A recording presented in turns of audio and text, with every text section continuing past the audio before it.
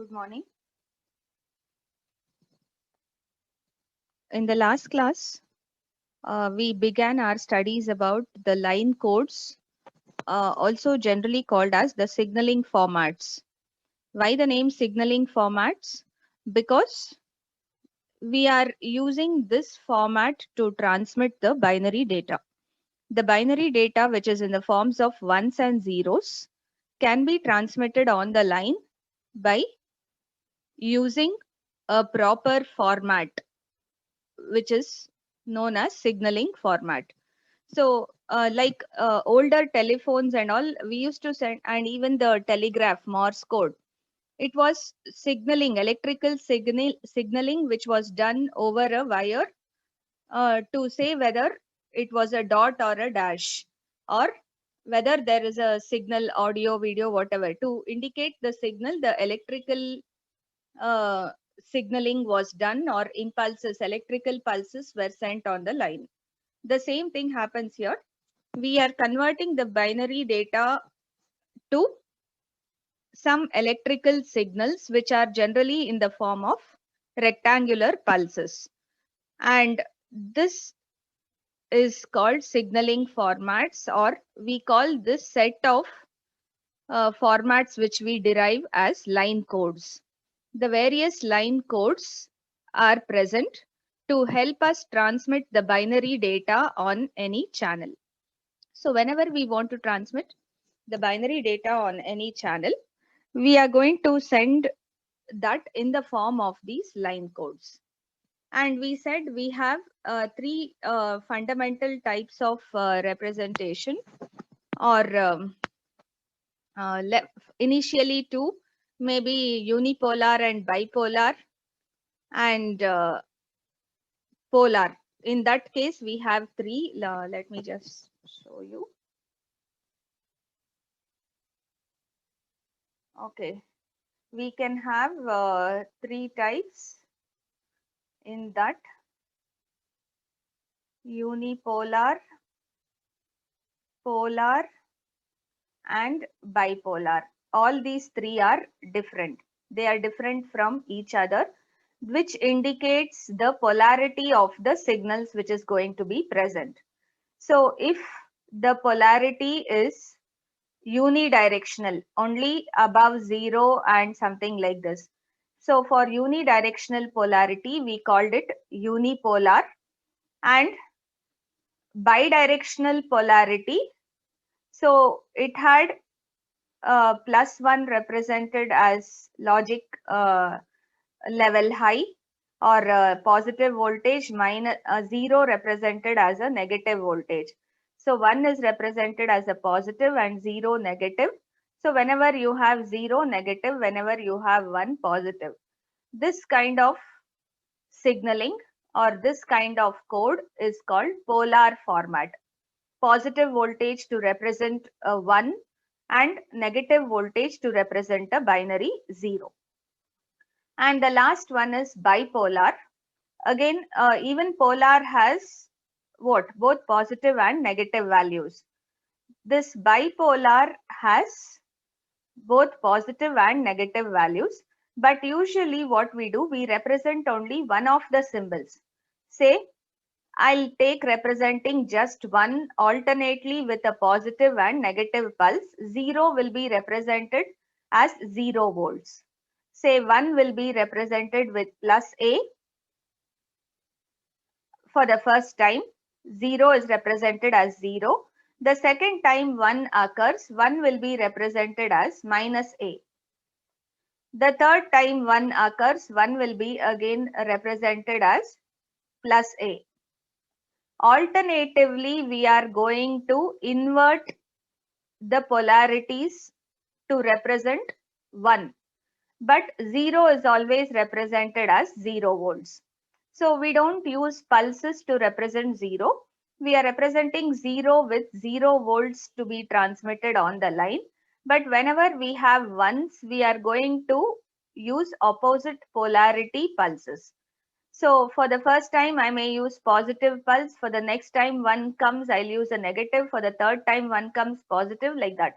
Fourth time when one comes, again negative. So we'll keep track of what was the previous one and we will go on interchanging how we are going to represent one. So please understand this concept clearly. In polar, binary 1 is represented as a positive value, a binary 0 is represented as a negative value. Okay, so in polar it is always like this, whereas in bipolar 0 is represented with 0 value usually. We can even consider to represent 1 as 0, and we can, for 0 I can represent it with positive and negative pulses alternatively. It is our choice. We can either represent 1 or we can represent 0. Okay, so here in bipolar, in this example we are considering 0 to be represented with 0 volts, but 1 will be represented with alternate positive and negative pulses. That is bipolar. So we have three types of line codes as one classification based on the polarity of how we design the line codes: unipolar, one directional, polar, bidirectional, but 1 is always positive, 0 is negative value of voltage. Bipolar is also bidirectional, but here one symbol is represented with alternate positive and negative pulses. The other symbol is represented as 0. We also call these bipolar signal as AMI, alternate mark invert. So mark is to represent it with one voltage value. Invert that. Whatever you have marked is you're representing, sending an electrical signal by marking it. And when you invert it for the next time that bit occurs, it is called alternate mark invert. Okay, alternately we are going to mark it and then invert it for the next symbol. That's why that is another name for bipolar representation. The other classification of line codes we saw, the other classification of line codes is as NRZ and RZ. What's the meaning of NRZ and what's the meaning of RZ? NRZ means non-return to 0. In this case, the waveform will never return to 0 in the center of the bit interval. So whatever is the bit duration, for the complete bit duration, the waveform will be either represented with a positive voltage or represented with a negative voltage. Okay. So here I can represent it with 0 volts, or if I want, I can represent it with negative voltage in some cases. So for the complete bit duration, it will remain in one of the voltage level. That's why it is known as non-return to 0. Whereas return to 0 means it will return to 0 value from whichever voltage level it was in the center of the bit interval. So here it is in the center of the bit interval TB. For 1 we represented with plus A or plus 5. It is returning to 0 in the center and it will remain 0 for the remaining half of the bit interval. Again, 0 was represented with a negative voltage minus 5 volts or minus A, and it has returned to 0 again in the center of the bit interval TB. That's why we call this kind of signals as return to 0 signals. Okay, now all what we need to do to get different line code formats is to mix and match this classification with this classification. So what we'll do unipolar RZ, unipolar NRZ, polar RZ, polar NRZ, bipolar RZ, bipolar NRZ. I already got 6 types there. Other than that 6 types of line codes, I will also have Manchester coding, which is another special line code format. Okay. So please understand. We can classify the line codes as unipolar, polar, bipolar. We can also classify line codes as NRZ and RZ. Now you just use different combinations of this classification with this classification. You will be able to classify line codes or get different types of line codes. Okay. So yesterday we spoke about these. Let's run through very fast. Unipolar RZ means it will be represented with positive voltage plus A for half the bit duration, and for the second half it is coming to 0. This is binary 1. 1 will be represented with plus A for half, 0 for the other half.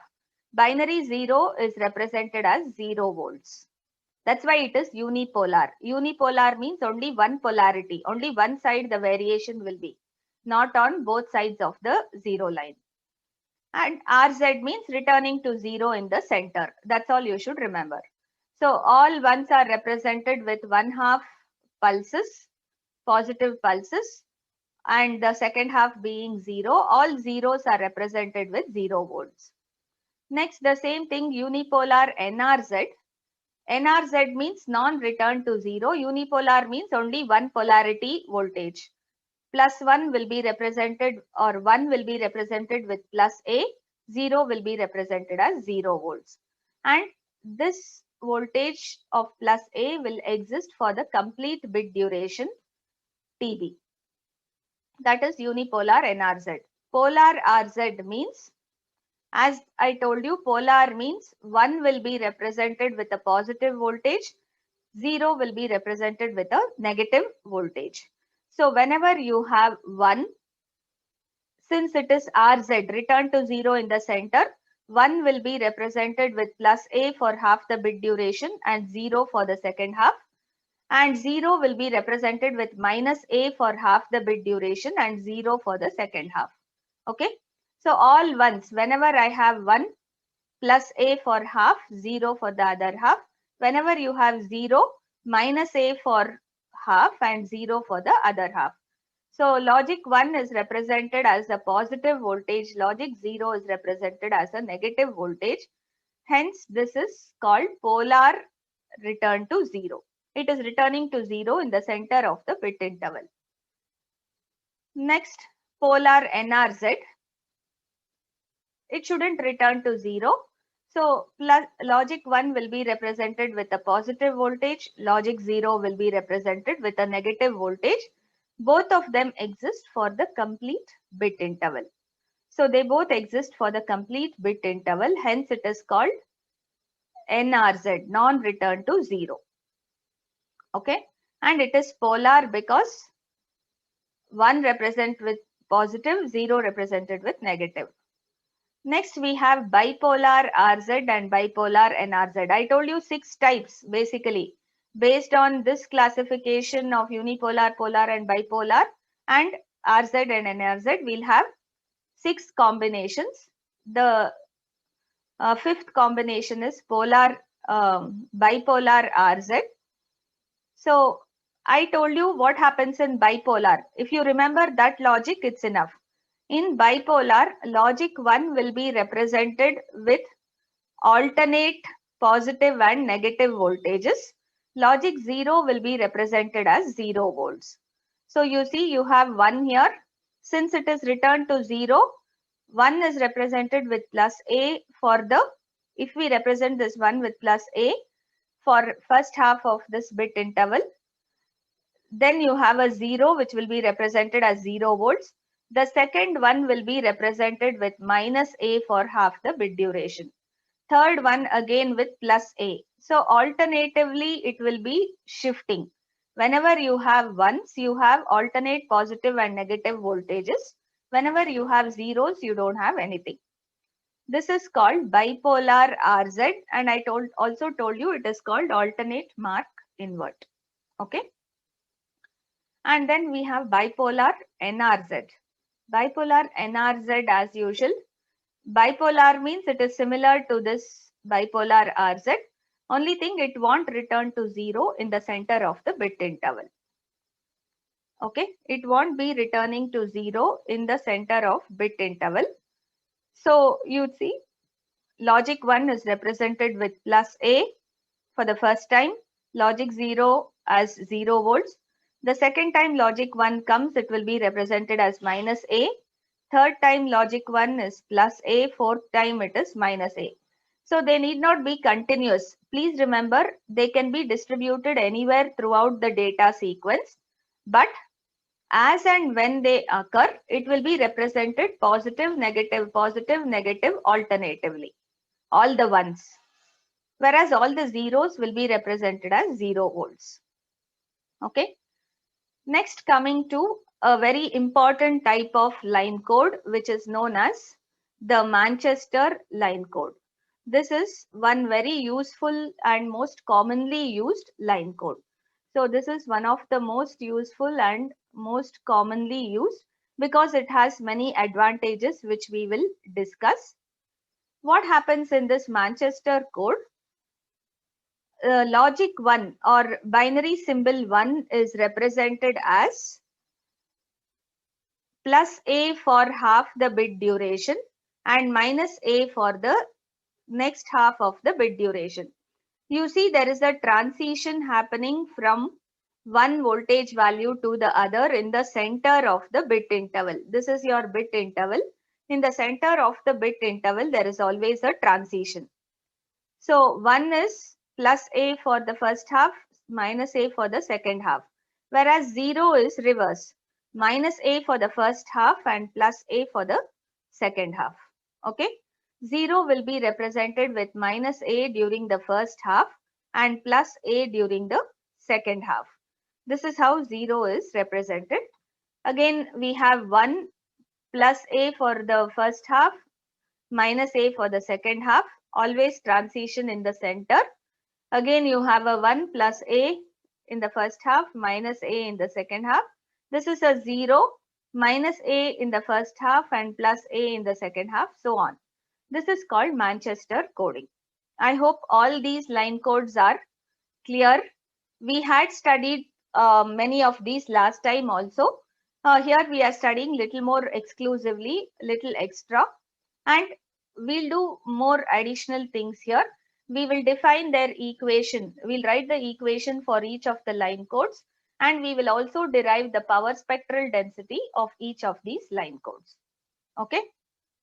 So moving on, let me try to write the defining equations for the first one, that is unipolar NRZ signaling. So please remember unipolar NRZ. Unipolar means only polarity, one side voltage, only plus A I will have. So logic 1 will be represented as plus A volts. It is NRZ. It shouldn't return to 0 in the center of the bit interval. So if bit interval is denoted as TB, it should remain as plus A throughout TB, and 0 is represented as 0 volts. Again, 1 is represented as 1 volts. This is the represent. How do I write this? As an equation. You see, it is represented with series of rectangular pulses. So I can write the signal x of t, which is unipolar NRZ signal. This is one of the simplest type of signaling, which is also commonly used. Whenever I think of binary being represented as a waveform, I'll always write this unipolar NRZ. Okay. In the sense, logic 1, binary 1 is represented as a positive voltage, binary 0 as a negative, as 0. So how do I define the signal? X of t is plus A in the interval 0 to TB for logic 1, and it is 0 in the interval 0 to TB for logic 0. Okay. So very easy representation.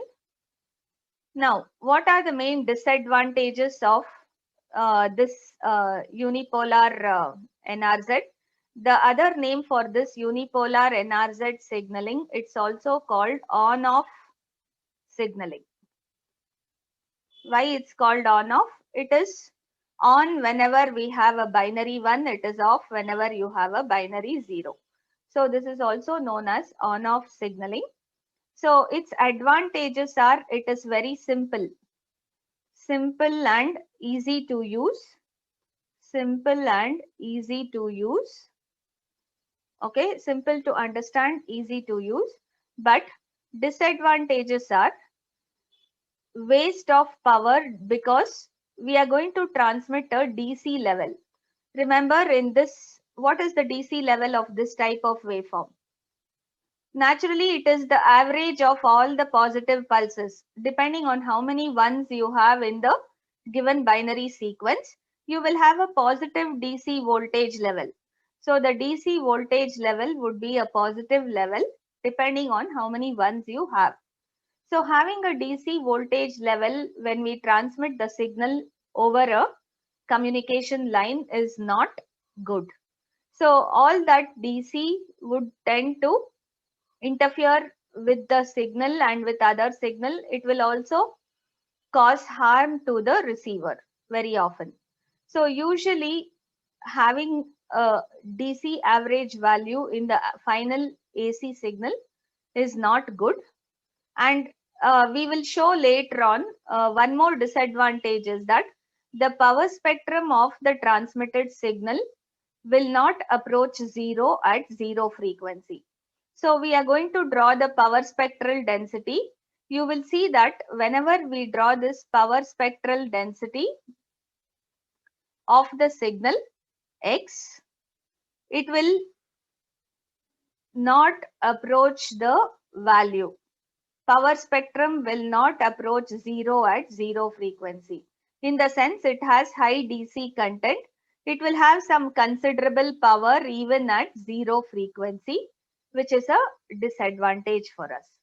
Because we are trying to transmit high frequency signals or AC signals, if you have non-zero power spectral density at zero frequency, it turns out to be a great disadvantage, which we will analyze. I hope this is clear. Please interrupt if you have any doubts or any questions. Now we'll move on to polar NRZ signaling. Can you tell me how to represent this polar NRZ? Anybody? We have already studied. What does polar mean? Does it have both polarities? Please answer. Should it have both polarities or only one polarities of the voltage? Yes? Polarities, ma'am. And Both how? polarities. Yeah, Minus you're 1, right. 0, minus 1 and plus 1. Okay, how should I represent binary 1? Plus 1, ma'am. And Okay, binary plus 0 is minus 1, ma'am. full bit duration or half bit duration? Full bit, ma'am. NRZ means full bit duration. Binary 0 will be represented with minus A for the full bit duration. So this is the representation. You will be asked to write these representations, calculate power spectral density. You had been asked last time also. So much you should know. So what would be the equation representation? X of t for polar NRZ signaling will be plus A in the interval 0 to TB in the bit interval for logic 1. You shouldn't forget to write this. And it will be minus A in the interval 0 to TB for logic 0. So logic 1 and logic 0 plus A and minus A for the complete bit duration TB. What are the advantages? Again, advantages, this is also simple. One first advanced, simple and easy. It's very easy to use. I can easily generate one positive and one negative voltage whenever square wave. Square wave is the best example where you will have this polar NRZ signaling. In a square wave, you alternatively have ones and zeros. You are going to transmit a continuous sequence of ones and zeros if it is a square wave, which we generate in the lab. What other advantage do you think? Look at the previous disadvantage. In the previous disadvantage, we had presence of a what? DC value. There would be a DC value which would have to be sent on the transmission line, which would harm devices. Here, do you think there will be a DC value?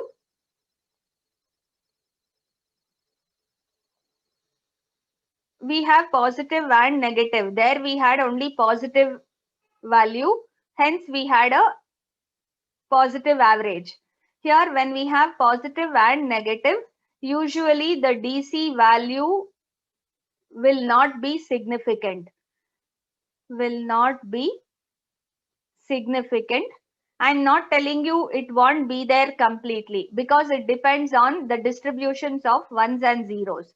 Say if I have 4 ones and 2 zeros, naturally it will be high for 4 durations and it will be low for only 2 durations. Right?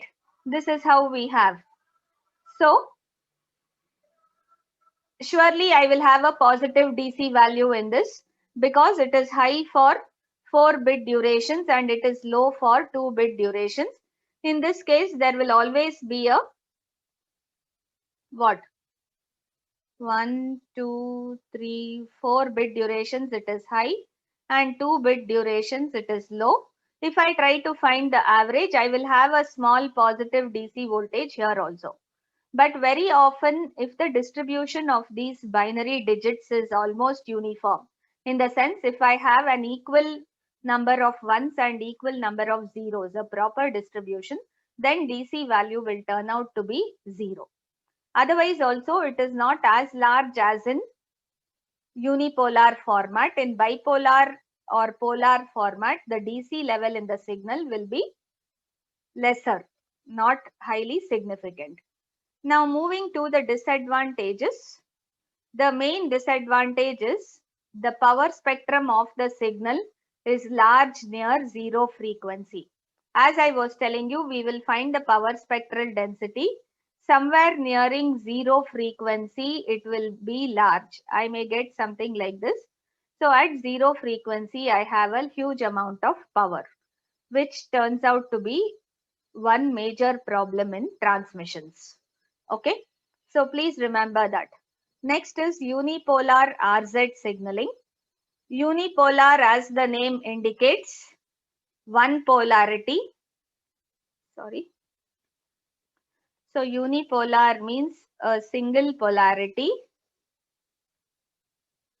And RZ means, so I should have only plus A.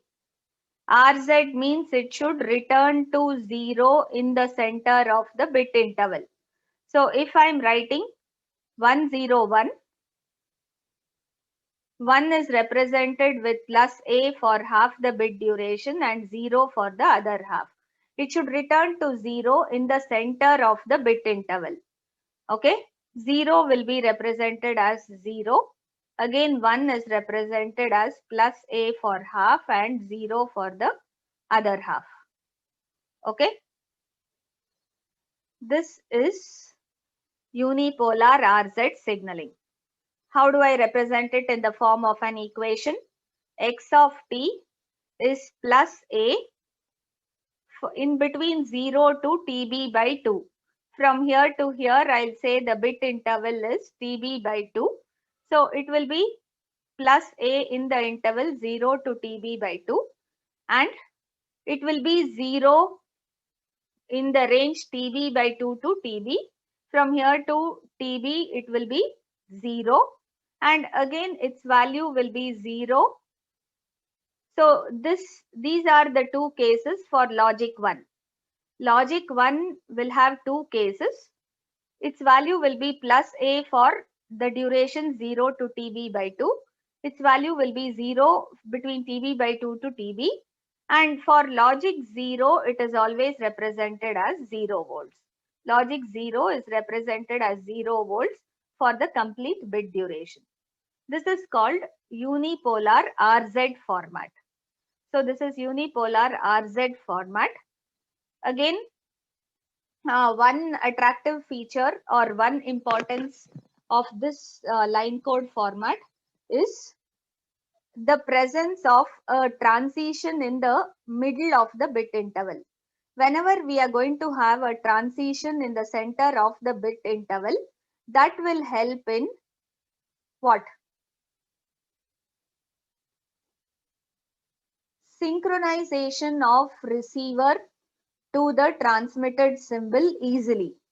See, usually if that synchronization should happen in the beginning, if some receiver starts a bit late, it won't know where it has to synchronize. If it doesn't synchronize itself to the transmitted pulse, say the transmitted pulse started here, the receiver started somewhere here. So it doesn't know this part of the pulse. It will notice this. It will receive only some part. It will, or it may continue to receive the signal like this. So what will happen? It will consider this as the beginning, and when it tries to decode this, rather than 1, it may get a variation like this, which would be decoded as 0 instead of a 1. This happens when there is no proper synchronization between transmitter and receiver. So please understand, synchronization between transmitter and receiver is very important for proper communication. Otherwise, the received symbols will not be decoded correctly. So that synchronization is made easy if I make a transition in the center of the bit interval. So even a late receiver can try to synchronize itself to the transmitter because it will recognize a change happening in the center of the bit interval. So that's one major advantage.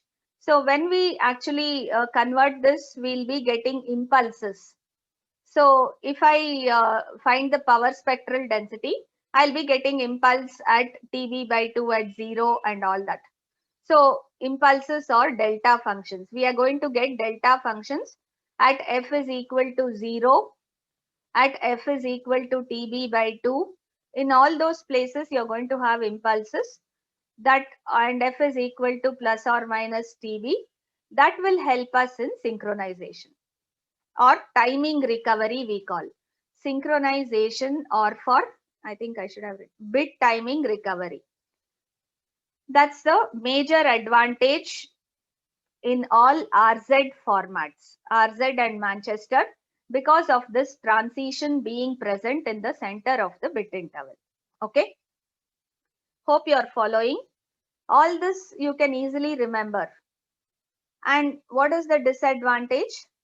Since I am transmitting this plus A for a shorter bit duration, I need to transmit 3 dB extra power whenever I transmit in the RZ format to have the same probability of error as the NRZ format.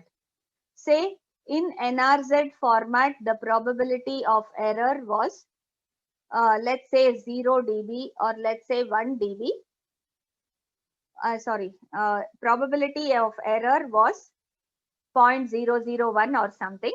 If I have to get the same probability of error as 0.001 using RZ, if the power transmitted here, the power transmitted in NRZ was 10 dB, I'll have to transmit 13 dB for RZ transmission.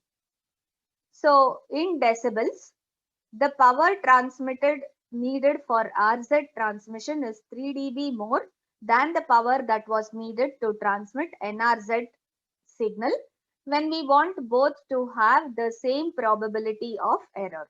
You want NRZ and RZ to have the same probability of error, then the amount of power that is needed in extra is 3 dB. Remember, that's one major disadvantage of RZ transmission. Main advantage is synchronization or timing recovery at the receiver. Main disadvantage is it needs more power to be transmitted whenever you transmit in RZ, so that you will get the same error probability as NRZ. Okay. Next is bipolar RZ signaling. So please draw bipolar RZ signaling. Bipolar means naturally it should have two polarities. As soon as you see bipolar or polar, understand it should have two polarities. The bit interval is TB. It is RZ. That means it should return to 0 in the center. Here, what do we do? A logic 1 will be represented with plus A for half the bit duration. and it will return to 0 for the second half because it is RZ. What about logic 0? Logic 0 will be represented as 0 volts. Logic 0 will be represented as 0 volts. Again, logic 1 in this occurrence will be represented with a inverted signal. If I had plus A in the first occurrence, I will have minus A in the second occurrence, that too for half the bit duration. This is called bipolar RZ signaling or alternate mark invert signaling. We are marking the signal here and we are inverting it for the next occurrence of the symbol. Okay. So what are the advantages here? As usual, DC, wherever you have two polarities, whenever you have two polarities, DC will not be there. In this case, another disadvantage here is DC component will be present. When you consider unipolar, DC component will always be present. Please understand all this. You can standardize the advantages and disadvantages. They are common. Wherever there are two polarities, the DC component is almost 0, very small. Depending on the distribution of ones and zeros, the DC component will almost reach the value 0. And another helpful property is when I consider its power spectrum, it has almost insignificant power at 0 frequencies. Previously, I was talking of that as a disadvantage. Here, at 0 frequencies, I will not have any signal power. It will be distributed after the 0 frequency, or whatever we have, it will be very small. So the power spectral density, when I draw, it's the what? It is a plot of power versus frequency. Power spectral density is a plot of power in the various frequency components of a given signal, right? You should remember all that. So when we plot this graph of power versus frequency, I'll say it almost has 0 power at the, or very low power at 0 frequency, and it will be distributed on either side after 0. Okay. And how do I represent it in the form of an equation? It is represented x of t as plus or minus a when the time is in between 0 to TB by 2 because it's RZ. From 0 to TB by 2, it will be either plus a or minus a for logic 1, and it will be 0 for logic for the second half. What is the second half of the bit duration? So the equation for this bipolar RZ is, for logic 1, it will be represented either as plus a or minus a alternatively for half the bit duration between 0 to TB by 2. And for the second half of the bit duration from TB by 2 to TB, its value will be 0. And you can also include what is its representation for logic 0. What is the voltage level we are using to represent logic 0 here? 0 volts. It is represented by 0 for logic 0 in the complete bit interval 0 to TB. In the whole bit interval 0 to TB, it will be represented as 0 volts. Okay, so this will be the equation for bipolar RZ signaling. Now I told you whenever we have bipolar signaling, it is called alternate mark invert. Mark it on one side, invert it on the other side for alternate values of 1. The last and most important is called the Manchester code, or also called as the split phase signaling. Manchester signaling or split phase signaling. What happens in this method? In this method, remember, so by now you should be able to recall all this. It will be represented as plus A for half the bit duration minus A for the second half of the bit duration, right? And how will a logic 0 be represented as? Logic 0 will be represented as minus A for the first half of the bit duration and plus A for the second half of the bit duration. This is the representation of binary 0. Again, binary 1, if I want to represent 1 in the first half, 0 in the second half. This is called the split phase or the Manchester code. Can you tell some of its advantages quickly? I told you the standard advantages, whatever we have in the other cases. What advantages do you notice? Please talk fast.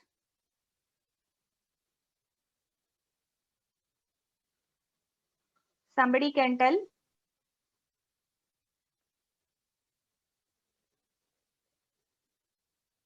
Vaishnavi?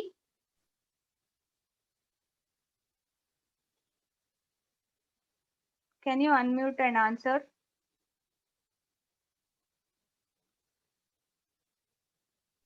The average becomes 0 almost. Okay, the DC component is almost 0, one advantage. Anything else? Tushar? Tushar, can you think of anything else?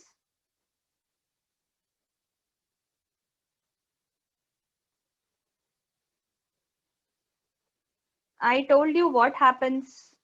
Okay, one clue. What happens when there is a transition in the center of the bit interval? Synchronization or timing information.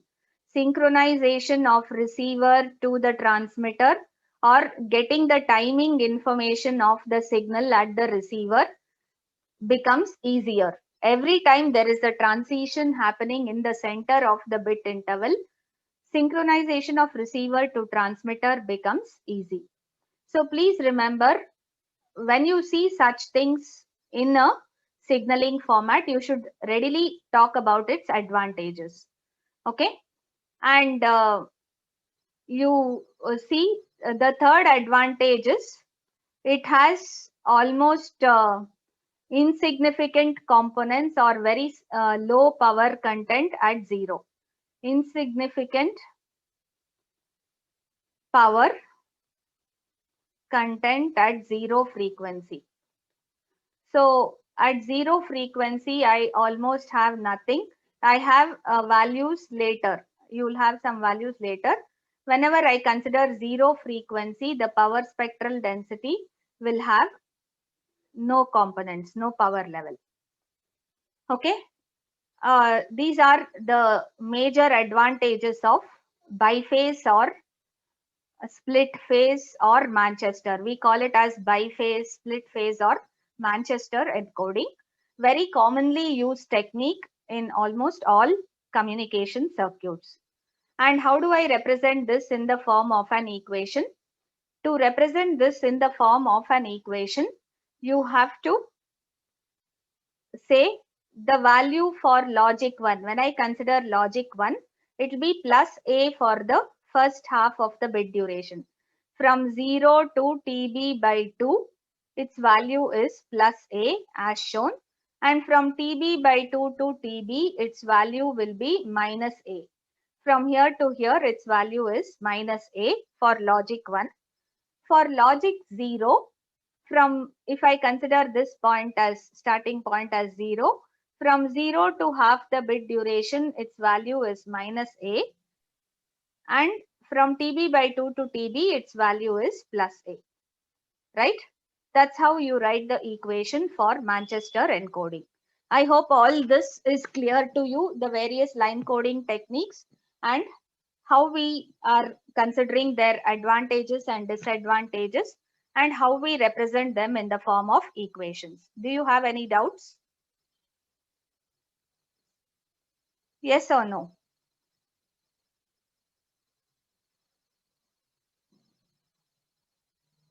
What should I understand if you are silent like this? Please answer.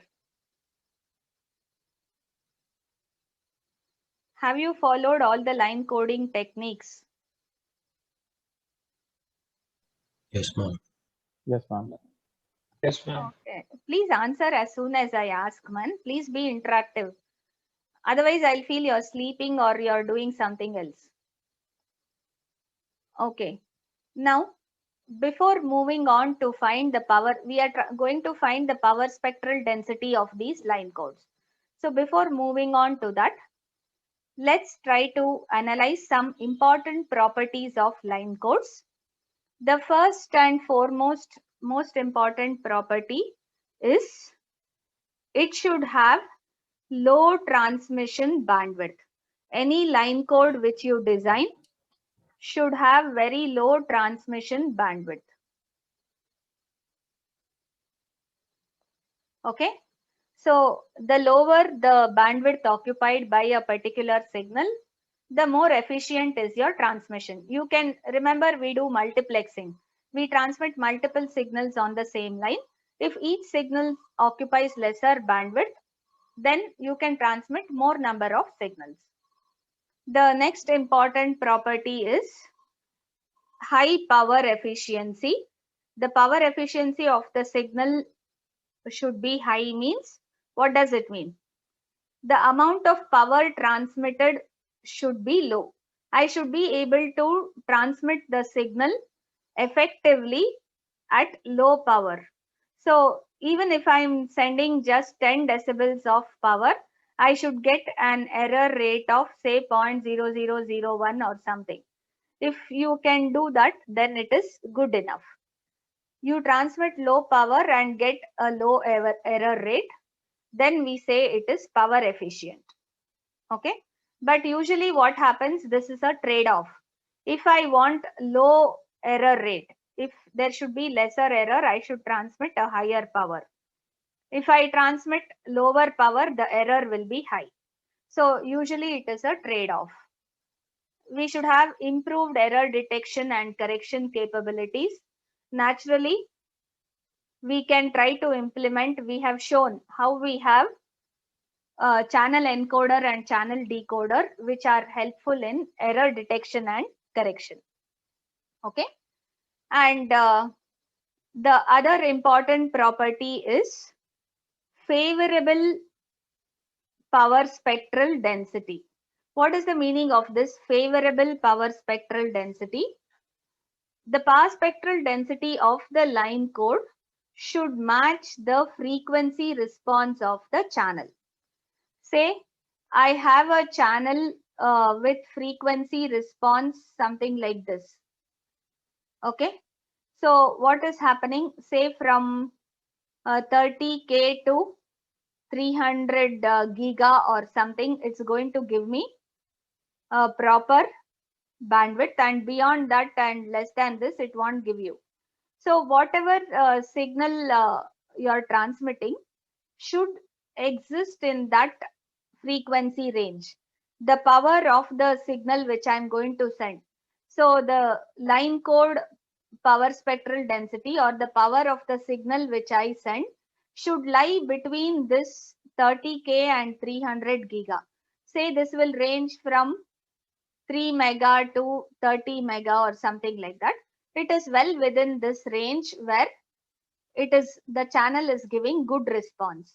Okay, the channel is giving good response in this. The channel response or gain is like this. So if I transmit the line code to have a matching power spectral density according to this, then it is good. This kind of thing is good. But say I have a signal. I have a signal which ranges from, say, voice signal 300 Hertz to 3K. If I have 300 Hertz to 3K signal and the channel is like this, the channel offers high attenuation. See the channel after 30K only it is conducting properly. Before that it is offering high attenuation. The channel is attenuating all the low frequency signals. If that is the case, and if your signal is an audio signal which occupies this range, then naturally there is a mismatch between the channel. I hope you are understanding the meaning. Mismatch between the signal which you want to send and the channel. You are trying to send an audio signal on the channel which looks like this. This is a radio channel. In this radio channel, I can't send this audio signal directly. What is the method which we use to make this audio signal compatible over this channel? Anybody? Great. Two, three people have joined now. Anyway, it will be revealed in my mail. I'll mark you absent even if you have joined and you answer your attendance in the end. I don't know how many times I should repeat that. Can somebody tell me, how do I send a signal like audio over a radio channel? How do we send a voice signal over this radio channel? In PCS you have studied how to send signals over a channel. There you use a radio channel only. Too bad this is. You have to modulate. If you modulate this signal by keeping this signal or adding this signal on a high frequency carrier, you add this signal on a high frequency carrier so that the spectrum of this signal shifts to this radio frequency range. So I'll shift this to the radio frequency range. Then I can transmit what I'm trying to do through modulation. I'll be matching the characteristics of the signal with the channel, making the signal suitable to travel over the channel. That is modulation. Why we modulate? We modulate to make the signal. Otherwise, you see the signal power spectral density mismatches with the channel. So if we match the signal power spectrum to the channel power spectrum, then you'll get efficient transmission. As simple as that. All these techniques you have learned, please try to relate and try to answer. If you are interactive, it will really be great. It's interesting for us also to give you some good information as we are conducting the classes.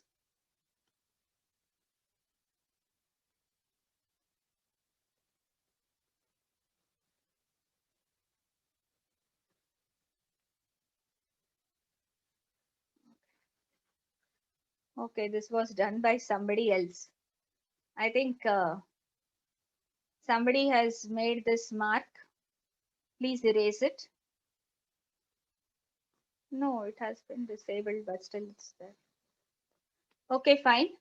The next important condition, property of line code. Adequate timing information should be there for clock recovery at the receiver. And wherever we have signal transition in the center of the bit interval, there will be sufficient timing information so that the receiver can recover the clock and synchronize itself with the transmitter. That's another important property of the line code. Next is transparency. What's the meaning of this transparency? Transparency means it should be possible to transmit a digital signal correctly irrespective of the pattern of ones and zeros. So irrespective of whether you are transmitting 3 ones, 10 ones or zeros, whatever pattern you have. You can have any random data pattern, but irrespective of that, you should be able to transmit the digital signal correctly. Okay, so remember that. Other than that, I think we have what else? We have listed transparency, error detection. What else can we list? I think I can talk about ruggedness. Ruggedness is another important property. All of you can drop in your USNs on the chat box as I discuss these last one or two left out properties. Ruggedness, what does it mean? Given waveform should be immune to, let me say, it should be immune to channel noise and disturbance. So the given waveform should be immune to channel noise and disturbance. Then we say it is rugged. Okay. So it is quite rugged if I say it is immune to channel noise and disturbance. Anything else left out? Or did we mention about the DC component? No. So the other property is what? The DC component. The DC component in the waveform should be almost zero or it should be eliminated. Please understand there should be no DC component in the signal or in the waveform. So I can say these are the 8 important properties of line codes. Low transmission bandwidth, high power efficiency, better error detection and correction, good power spectral density for signal to match that of the channel, adequate timing information for clock recovery and synchronization, transparency, that means no error, ruggedness, it should be immune to channel noise and disturbance, and the DC component in the waveform should almost be zero. So all this is about the various line coding techniques, their representations as waveforms and equations, and the important properties of various line codes. Please remember all this. Have you all entered your USN? We'll stop here for today and we can continue with the power spectra of discrete line codes in tomorrow's class.